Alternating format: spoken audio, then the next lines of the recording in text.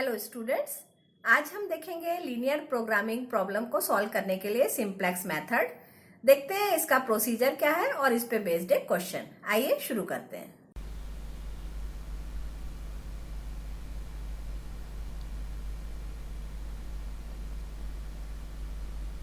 आज के लेक्चर में हम देखेंगे improvement in basic feasible solution, कैसे हम बेसिक फिजिबल सॉल्यूशन को इम्प्रूव कर सकते हैं, और इसके बाद हम देखेंगे लीनियर प्रोग्रामिंग प्रॉब्लम को सॉल्व करने का simplex method.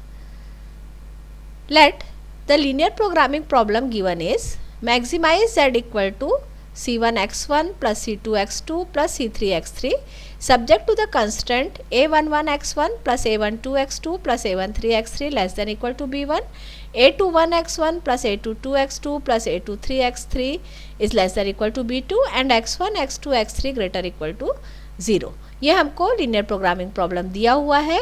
We can write the linear programming problem in standard form as, standard form में आपको मालूम है फंक्शन मैक्सिमाइज होना चाहिए, ऑब्जेक्टिव फंक्शन वो है। यहाँ पे बीज जो है हमारे b1 और b2 दो कांस्टेंट हैं, दोनों पॉजिटिव हैं, नॉन नेगेटिव है वेरिएबल्स, ये भी हमको दिया हुआ है। सिर्फ हमको जो चेंज करना है यहाँ पे वो हमको इनइक्वालिटीज़ जो हमको दी हुई हैं कंस्टेंट, वो इक्वेशन के फॉर्म में चेंज करना है। तो यहाँ आप देख रहे हैं दोनों हमारे लेस देन इक्वल टू है, मीन्स हम दो स्लैक वेरिएबल यहाँ पे यूज़ करेंगे। ये देखिए हमने इसमें किया प्लस s1 पहले वाले कंस्टेंट में, दूसरे में हमने प्लस s2 किया, तो हमारा इक्वेशन के फॉर्म में हो गए कंस्टेंट, और ऑब्जेक्टिव फंक्शन में यहाँ हमने जोड़ दिया c4s1 plus c5s2 subject to constant this and x1 x2 x3 s1 s2 greater equal to 0। यहाँ से हमने s1 और यहाँ से हमने s2 की वैल्यू निकाल ली। अब since we have two equations, so we must have two basic variables. Therefore, taking s1 and s2 as basic variable and assigning 0 value to the non-basic variable which are x1, x2 and x3, we have s1 equal to b1 and s2 equal to b2, which is the basic feasible solution, and the objective function is maximize z equal to c4s1 plus c5s2 plus 0 into x1 plus 0 into x2 plus 0 into x3। तो हमारे पास जो दो equations थी, तो मतलब दो basic variable होने चाहिए, तो हम s1 और s2 को बेसिक वेरिएबल ले रहे हैं और नॉन बेसिक वेरिएबल को हम 0 वैल्यू दे रहे हैं।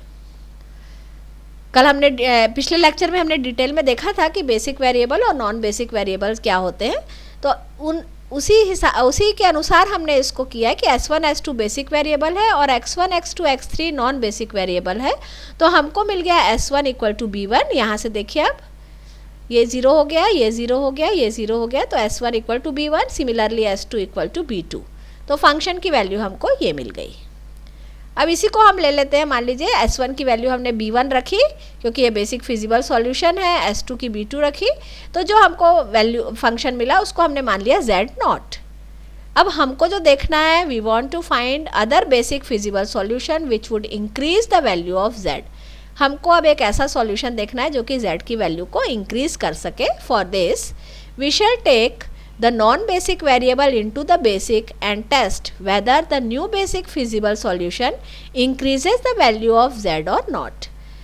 तो ये देखने के लिए कि बेसिक फिजिबल सॉल्यूशन और इंक्रीज हो, हम क्या करेंगे कि हमारे जो अभी बेसिक वेरिएबल थे उसमें से किसी को नॉन बेसिक बना के देखेंगे, और जो नॉन बेसिक थे उनको हम बेसिक वेरिएबल बना के देखेंगे कि क्या z की वैल्यू इंक्रीज होती है। तो हम s1 और s2 की वैल्यू सब्सटीट्यूट करेंगे z में, जो हमने पूरी वैल्यू निकाली थी z में हमने सब्सटीट्यूट की। जो हमारे पास z की वैल्यू z0 हमने ली हुई थी उसको z0 लिखा, बाकी वैल्यू को हमने z1 z2 और z3 से डिनोट किया। यहाँ पे देखिए xb मतलब बेसिक वेरिएबल हमने s1 s2 लिए, उनके कॉरस्पॉन्डिंग कॉस्ट हमने c4 c5 ली, cb xb हो गया z0, a1 a2 a3 ये कोफिशिएंट मैट्रिक्स A से हमको मिले, तो हमने वैल्यू इनकी इस प्रकार से ले ली, इसको z1 ले लिया, ये z2 ले लिया, ये z3 ले लिया। तब हम जब z को लिखेंगे, आप इसको सॉल्व करके देखेंगे, बहुत इजीली सॉल्व हो जाएगा। तो z की वैल्यू हमको मिली z0 minus z1 minus c1 x1 minus z2 minus c2 x2 minus z3 minus c3 x3। Means z को हम लिख सकते हैं z equal to z not minus summation of j equal to 1 to 3 zj minus cj xj।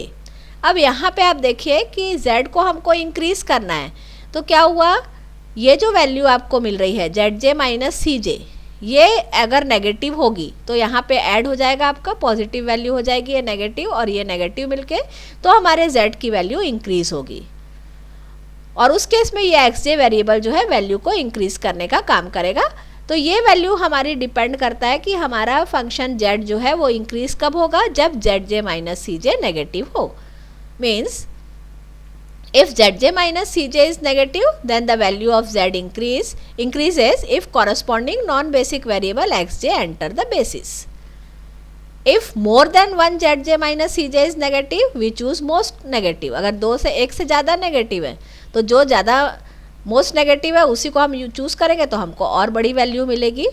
If zj minus cj is greater equal to 0 for all j, means it is not possible to increase the value of z and the current solution is optimum.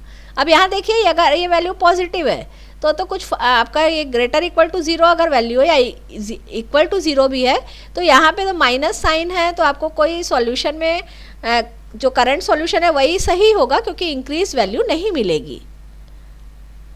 If all aij's are negative, aij's means हमने जो इनकी value निकाली है aij का use करके निकाली है, तो अगर aij सब नेगेटिव है तो z can increase to any value and the solution is unbounded. तो ये था हमको कि बेसिक फिजिबल सॉल्यूशन को हम इम्प्रूव कैसे कर सकते हैं, और इसी पे बेस्ड है हमारा सिंप्लेक्स मेथड या सिंप्लेक्स एल्गोरिदम, जो कि लीनियर प्रोग्रामिंग प्रॉब्लम का सॉल्यूशन निकालने के लिए है। पहले हम बेसिक फिजिबल सॉल्यूशन लेते हैं और उसके बाद उसको इम्प्रूव करके देखते हैं, और उससे फिर हम निकालते हैं ऑप्टिमम सॉल्यूशन। तो आइए देखते हैं इसका step by step procedure. Step 1, we have to check that the objective function of the given linear programming problem is in maximized form.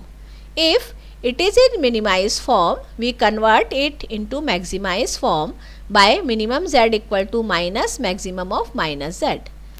Step 2, we check whether all bi's are non-negative.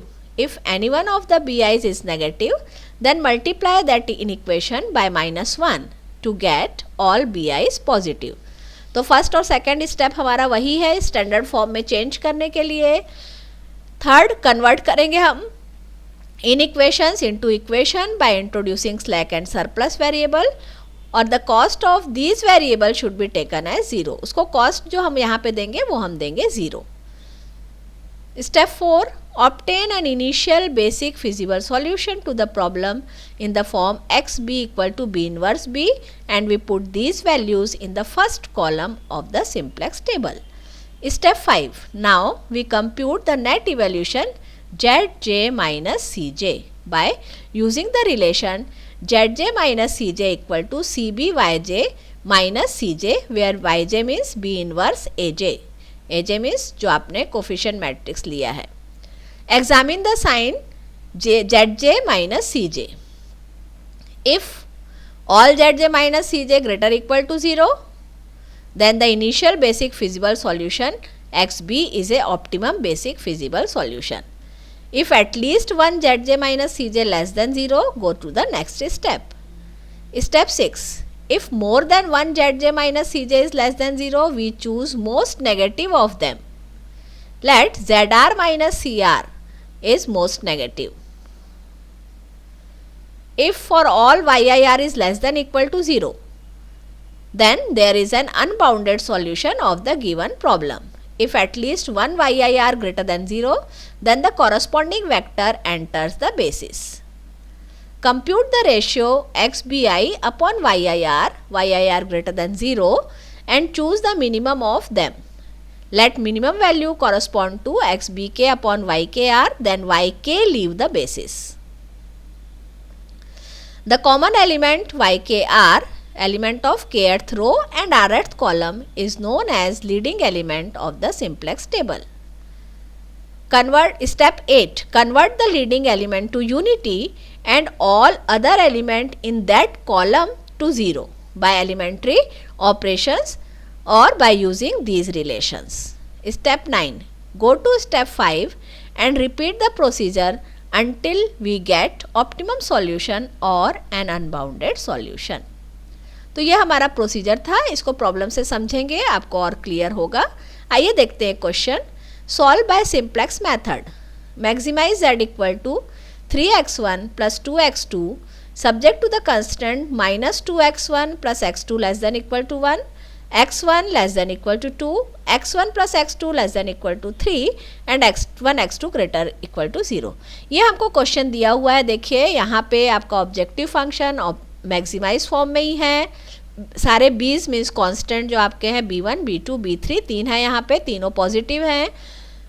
Non negativity restriction जो है वो variable satisfy कर रहे हैं. केवल equation हमको convert करना है इनइक्वालिटीज़ को. तो हमारे जो कंस्टेंट्स हैं उसमें तीनों क्योंकि less than equal to type के हैं, तो हम तीन बेसिक वेरिएबल यहाँ पे इंट्रोड्यूस करेंगे. और ये बेसिक वेरिएबल मान लीजिए है s1 s2 s3. तो इनको हम कॉस देंगे 0 और अब हमारा फंक्शन हो जाएगा maximize z equal to 3x1 plus 2x2 plus 0 into s1 plus 0 into s2 plus 0 into s3 subject to constant. पहले कंस्टेंट में हमने s1 ऐड किया, दूसरे में s2 और तीसरे में s3. या अगर हम मैट्रिक्स फॉर्म में लिखते हैं तो आप देखिए ये हमने लिखा -2. पहले वाले कंस्टेंट में -2 है x1 का कोफिशिएंट, सेकंड वाले में आपका x1 का कोफिशिएंट 1 है और थर्ड में 1 है. तो कॉलम वाइज हम लिख रहे हैं -2 1 1. आपको मालूम है इक्वेशंस को हम इसी प्रकार से कोफिशिएंट मैट्रिक्स के फॉर्म में चेंज कर सकते हैं. सेकंड में x2 का 1 है कोफिशिएंट, सेकंड वाली फर्स्ट वाले कंस्टेंट में x2 का वेरिएबल 1 है, सेकंड वाले कंस्टेंट में x2 नहीं है तो यहाँ पे हो गया आपका 0 और थर्ड में x2 का कोफिशिएंट 1 है तो 1 0 1. S1 पहले में आपका 1 है, सेकंड में नहीं है 0 हो गया, थर्ड में नहीं है 0 हो गया तो 1 0 0. ऐसे ही 0 1 0 और 0 0 1. x1 x2 s1 s2 s3 equal to है हमारा 1 2 3.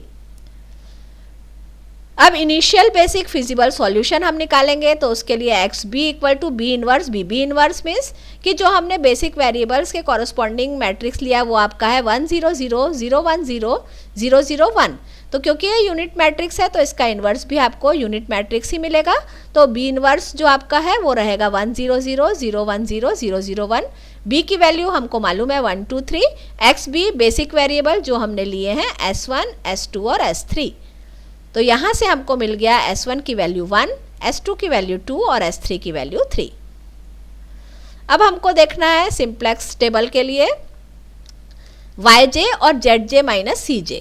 तो y1 हम निकालेंगे, ये होता है b inverse a1. b inverse मतलब जो हमने बेसिक वेरिएबल्स का मैट्रिक लिया है मीन्स यूनिट मैट्रिक्स है a1. a1 आप फिर से यहाँ देखिए ये हमारा मैट्रिक्स है, ये वाला कॉलम फर्स्ट कॉलम हम यहाँ पे लेंगे -2 1 1. तो b इनवर्स a1 आपको मिला -2 1 1. ये y1 जो हम लिख रहे हैं ये कॉरस्पॉन्डिंग टू x1 लिख रहे हैं. ऐसे ही कॉरस्पॉन्डिंग टू x2 y2 लेंगे b inverse a2 unit matrix into second column आपका 1 0 1. ये आई वैल्यू. दो वेरिएबल थे हमारे, बाकी हमारे बेसिक वेरिएबल हैं. तो x1 के कॉरस्पॉन्डिंग हम ले रहे हैं y3, इसको भी हमने निकाला. y4 हम ले रहे हैं s2 के कॉरस्पॉन्डिंग और y5 ले रहे हैं s3 के कॉरस्पॉन्डिंग. तो आप इजीली ये वैल्यू निकाल सकते हैं. अब हम निकालेंगे z1 माइनस c1. ये होगा cb y1 माइनस c1. यहाँ पे आपको cb मालूम है, बेसिक वेरिएबल की कॉस्ट हमने 0 0 0 ली है. y1 आप निकाल चुके हैं -2 1 1 और माइनस c1. तो माइनस c1 मीन्स c1 जो आपका कॉस्ट था वो है 3 इंटू x1. तो वहाँ पे 3 कॉस्ट है उसका c1. तो -3 इक्वल टू -3 आ गया. सिमिलरली z2 माइनस c2 हमने निकाला -2. z3 माइनस c3 आपने निकाला 0 आ गया. z4 माइनस c4 ये बेसिक वेरिएबल के कॉरस्पॉन्डिंग अपन ने जो 0 वैल्यूज़ ली हैं वो हमने रखी, सॉल्व किया तो ये आया. अब देखिए ये बनता है सिंप्लेक्स टेबल. पहला कॉलम आपका रहेगा cb मतलब बेसिक वेरिएबल का कॉस्ट. yb मीन्स जो हमने बेसिक वेरिएबल को रिप्रेजेंट किया है. तो हमने यहाँ पे s1 s2 और s3 के लिए लिया है y3 y4 और y5. xb जो बेसिक वेरिएबल है उनके लिए आपको वैल्यूज़ जो मिली है वो है 1 2 3.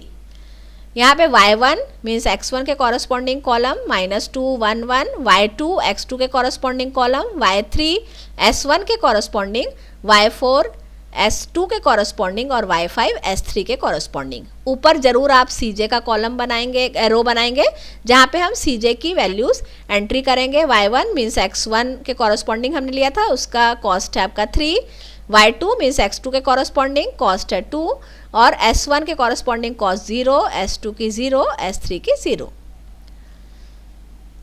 अब देखिए यहाँ से भी आप बहुत इजीली निकाल सकते हैं वैल्यूज zj की।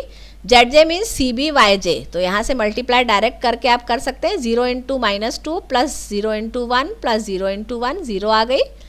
0 into 1 plus 0 into 0 plus 0 into 1, 0 आ गई। तो ये 0 0 है, आप पहले y1 से मल्टीप्लाई करके ऐड करके लिखेंगे, फिर y2, फिर y3, y4, y5, सब वैल्यूज़ आपकी zj में 0 आ गई। zj माइनस cj हमको अब निकालना है, तो वो हमने 0 माइनस ऊपर से कॉस्ट देखा तो -3, 0 -2 तो -2, फिर 0 -0 तो 0, 0 -0 0, 0 -0 0। ये आया हमारा टेबल। यहाँ पे अब हम zj माइनस cj देखेंगे, तो ये आपके zj minus cj greater equal to 0 नहीं है, तो मतलब ये ऑप्टिमम सॉल्यूशन नहीं है। यहाँ पे दो वैल्यूज़ नेगेटिव मिल रही हैं, तो हम इसमें से चूज़ करेंगे मोस्ट नेगेटिव, तो जो है -3। -3 किसके कॉरस्पॉन्डिंग है, देखिए y1 के कॉरस्पॉन्डिंग है, तो y1 एंटर करेगा बेसिस में। लेकिन कौन सा वेक्टर हटेगा, तो y1 की जो वैल्यूज़ है एलिमेंट्स की कॉलम में, उसको हम xb अपॉन yij करते हैं, yir, तो ये हम डिवाइड करेंगे। तो -2 वैल्यू आपको नहीं लेनी है, क्योंकि हमको ir जो लेना है वो ग्रेटर देन 0 लेना है। तो 2/1 और 3/1 करेंगे, मिनिमम चूज़ करना है, तो वो वैल्यू 2 होगी, जो कि इस एलिमेंट के कॉरस्पॉन्डिंग हमको मिल रही है। Means y4 leave the basis, y1 enter करेगा बेसिस में, y4 हटेगा बेसिस से, और ये एलिमेंट 1 जो है ये होगा लीडिंग एलिमेंट। यहाँ पे देखिए step 5, since 2 entries of y1 are positive, we do not consider negative value, we compute the ratio minimum of xbi upon yir greater than 0, that is minimum of 2/1, 3/1, 2. This occurs to element y12, thus y4 leave the basis and y12 become the leading element for the first iteration. Since the leading element is already 1, हमको हमेशा leading element को 1 करना होता है, यहाँ पे already वो 1 है, so we have nothing to do with it. Otherwise we divide the row with the leading element to convert it in unity. All other element of column 1 converted to 0, and also we calculate the value of other elements. अब फिर से हम यहाँ देखते हैं, यहाँ पे देखिए ये वाली पूरी रो को अगर ये यूनिट एलिमेंट नहीं होता, लीडिंग एलिमेंट जो हमारा पाइवोट एलिमेंट है, तो हम पूरी रो को उसे डिवाइड करते, तो यहाँ पे 1 ही है, तो इस रो के एलिमेंट आपके चेंज नहीं होंगे। यहाँ पे y4 की जगह y1 एंटर करेगा, और बाकी एलिमेंट्स इस कॉलम के 0 हो जाएगा, ये भी 0 हो जाएगा। बाकी एलिमेंट जैसे xb को हमको चेंज करना है, तो एलिमेंट्री रो ऑपरेशन मैट्रिक्स में आपने पढ़ा था, यहाँ पे बहुत ईजिली आप कर सकते हैं। इसको अगर हमको चेंज करना है, इसकी वैल्यू नई वैल्यू निकालना है, तो हम करेंगे 1 minus this into this upon this. 2 को कुछ नहीं करना है, फिर 3 करना है, तो फिर 3 के लिए वैसे ही हमने नीचे आपके लिए वैल्यू लिख दी है। तो जब ये सॉल्व करेंगे आप, तो हमको जो टेबल मिलेगा वो ये टेबल मिलेगा। xb की वैल्यू 5 हो गई, ये तो 2, ये वाला आपका चेंज नहीं हुआ, यहाँ पे फिर चेंज हुई। ये वैल्यू कैसे आई, देखिए यहाँ पे हमने लिखा है y2 के लिए 1 माइनस 2 इंटू 0/1, तो 1 1 माइनस 1 इंटू 0/1 1। ये दोनों वैल्यूज़ भी कैलकुलेट करके दिखाई हैं, आप सॉल्व करेंगे बहुत ईजिली कर पाएंगे। ये हमको टेबल मिला। अब फिर से हमको zj निकालना है, तो cb के साथ हमने मल्टीप्लाई किया xb का 0 into 5 plus 3 into 2 plus 0 into 1, तो ये आ गया 6। फिर हमने cb y1 किया 0 इंटू 0, 3 इंटू 1, 0 इंटू 0 3 हो गया। फिर हमने ऐसे ही आपको हर बार मल्टीप्लाई करके ऐड करके लिखना है, तो ये वैल्यूज़ हमको मिली। देखिए यहाँ पे क्योंकि y1 आ गया है, अब एंटर हो गया है, तो हमने यहाँ पे उसका कॉस्ट 3 लिखा है, बाकी ऊपर कॉस्ट हम वैसे ही लिखेंगे। बाकी एलिमेंट बाकी रो कॉलम आपके वैसे ही रहेंगे। ये वाले जो चेंज हुए हमारे, ये हमने आपको ऊपर समझाया है, बिल्कुल वैसे ही आप करके देखेंगे। अब जेड जे निकल गया तो जेड जे माइनस सी जे, फिर हमने 3 माइनस 3 किया, 0 0 माइनस 2 किया, -2 0 माइनस 0 0, 3 माइनस 0 3 और 0 माइनस 0 0। अब देखिए -2 अभी भी हमारा Z J minus C J greater equal to 0 नहीं है, एक नेगेटिव है, तो हमको इसको सेलेक्ट करना है। मीन्स अब y2 एंटर करेगा बेसिस में, और कौन सा एलिमेंट हटेगा वो देखने के लिए हमको डिवाइड करना होगा। y जहाँ पे कि वैल्यू ग्रेटर देन 0 है y2 के कॉलम में xb से, xb को डिवाइड करना होगा उस वैल्यू से। तो मिनिमम चूज करेंगे 5/1 और 1/1, तो वो वैल्यू 1 मिलेगी। मीन्स y5 जो है ये आपका बेसिस से हटेगा और y2 यहाँ पे एंटर करेगा। y2 का कॉस्ट 2 है, तो यहाँ पे अगले टेबल में हम फिर से वैल्यूज़ को कैलकुलेट करेंगे, सॉल्व करेंगे और फिर ये टेबल हमको मिलेगा। आप लोग करके देखेंगे इसको सॉल्व, नहीं समझ में आएगा तो हम आपके डाउट्स क्लियर करेंगे। ये जब टेबल हमको मिल गया, अब इसमें फिर से हमने जेड जे कैलकुलेट किया, 0 × 4, 3 × 2, 2 × 1, ये 8 आ गया। 0 × 0 प्लस 3 × 1 प्लस 2 × 0, 3 आ गया। ऐसे ही आप करते जाएंगे, CBY2, फिर CBY3, फिर CBY4, CBY5, ये क्या वैल्यूज़ आपकी आएंगी जेड जे की, ये सब जेड जे है। फिर आपको निकालना है जेड जे माइनस सी जे, तो जेड जे माइनस सी जे के लिए सी जे हमने ऊपर लिख के रखा है, यहाँ पे आप जेड जे के साथ माइनस सी जे करेंगे, ये वैल्यूज़ आ गई। ये अब आप देख रहे हैं कि सभी पॉजिटिव हैं, ग्रेटर और इक्वल टू 0 है, तो ये हमारा ऑप्टिमम सॉल्यूशन होगा। xb की वैल्यू देखिए, x1 की वैल्यू यहाँ पे 2 है, x2 की वैल्यू 1 है, तो यही हमको ऑप्टिमल सॉल्यूशन देगा। और ये वैल्यू होगी maximise z equal to 3x1 मतलब 3 × 2 प्लस 2x2 मतलब 2 × 1 इक्वल टू 8। तो ये था सिंप्लेक्स मेथड, जिससे कि आप हमने एक प्रॉब्लम सॉल्व करके देखा। एक बार टेबल बनाना आपको इजीली आ जाएगा तो कोई प्रॉब्लम नहीं रहेगा, आप बहुत इजीली सॉल्व कर पाएंगे। हमको खाली जो स्टेप्स हैं वो क्लियरली ध्यान रहने चाहिए, और प्रॉब्लम्स आप लोग ट्राई करके देखते रहिएगा। ये रेफरेंसेस हैं जो हमने यूज़ किए हैं।